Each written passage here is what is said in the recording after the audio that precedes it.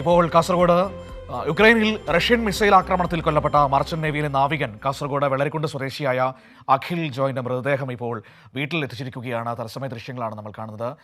വലിയ വേദനയാണ്. നമ്മുടെ നാവികൻ റഷ്യൻ മിസൈൽ ആക്രമണത്തിൽ കൊല്ലപ്പെടുകയായിരുന്നു. മർച്ചന്റ് നേവിയിലെ നാവികനാണ്, വെള്ളരിക്കുണ്ട് സ്വദേശിയാണ് അഖിൽ ജോയൻ. സംസ്കാര ചടങ്ങുകളടക്കം അല്പസമയത്തിനകം തന്നെ നടക്കും. വിവരങ്ങളുമായി ഇപ്പോൾ സിജു കണ്ണൻ കൂടി നമ്മളോടൊപ്പം ചേരുകയാണ്. സിജു, മൃതദേഹം ഇപ്പോൾ വീട്ടിലേക്ക് എത്തിച്ചിരിക്കുകയാണ്.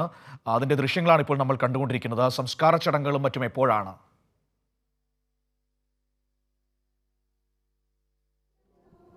മനു, യുക്രൈനിൽ റഷ്യൻ മിസൈൽ ആക്രമണത്തിൽ കൊല്ലപ്പെട്ട മർച്ചന്റ് നേവി ഉദ്യോഗസ്ഥൻ കാസർഗോഡ് വെള്ളരിക്കുണ്ട് സ്വദേശി അഖിൽ ജോയിന്റെ മൃതദേഹം അല്പസമയം മുമ്പാണ് വെള്ളരിക്കുണ്ടിലെ വീട്ടിലേക്ക് എത്തിച്ചത്. യുക്രൈനിൽ നിന്ന് റോഡ് മാർഗം മോൾഡോവയിലെ ചിസ്നാവോയിലേക്ക് എത്തിച്ച മൃതദേഹം ഇസ്താംബുൾ വഴി ടർക്കിഷ് എയർലൈൻസിൽ ഞായറാഴ്ച ബാംഗ്ലൂരുവിൽ എത്തിക്കുകയായിരുന്നു. ബാംഗ്ലൂരുവിൽ നിന്ന് ഇന്ന് രാവിലെയാണ് ഇപ്പോൾ നാട്ടിലേക്ക് മൃതദേഹം എത്തിച്ചിരിക്കുന്നത്.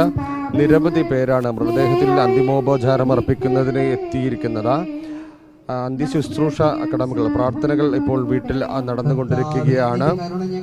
ജൂലൈ 19-നാണ് അഖിൽ ജോയൻ യുക്രൈനിൽ റഷ്യൻ മിസൈൽ ആക്രമണത്തിനിടെ കൊല്ലപ്പെട്ടത്. ജൂലൈ 20-നാണ് അഖിൽ കൊല്ലപ്പെട്ട വിവരം വീട്ടുകാർ അറിയുന്നത്. 2 മാസം മുൻപ് നാട്ടിലെത്തിയ അഖിൽ അന്ന് വിവാഹം ഉറപ്പിച്ചാണ് ജോലിക്കായി തിരിച്ചുപോയത്. ഡിസംബറിൽ അവധിക്ക് വരാനിരിക്കെയാണ് ഈ ആക്രമണത്തിൽ കൊല്ലപ്പെട്ടത്.